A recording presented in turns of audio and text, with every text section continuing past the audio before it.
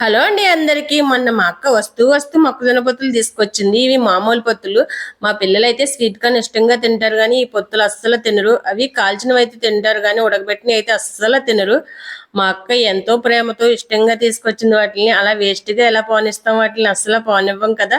వీటితో ఏం చేస్తే తింటారా అనిపించి, ఇలా వడల కింద వేస్తే తింటారు కదా అని చెప్పేసి పొత్తులన్నీ ఒలిచేసి మిక్సీ పెట్టేసాను. పెట్టేసి అందులో ఆనియన్స్, పచ్చిమిర్చి, కరివేపాకు, కొత్తిమీర, అలాగే కొద్దిగా జీలకర్ర, గరం మసాలా, అల్లం వెల్లుల్లి పేస్టు, అలాగే కొద్దిగా వరిపిండి కూడా వేసి మొత్తం అంతా మిక్స్ చేసేసాను.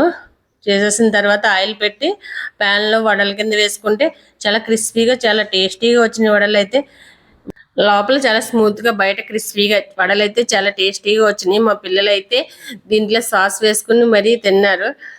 ఆ రోజు అయితే కొత్తిమీర పచ్చడి చేశాను. అది కూడా కాంబినేషన్ బాగానే ఉంది దీంట్లోకి, వడల్లోకి.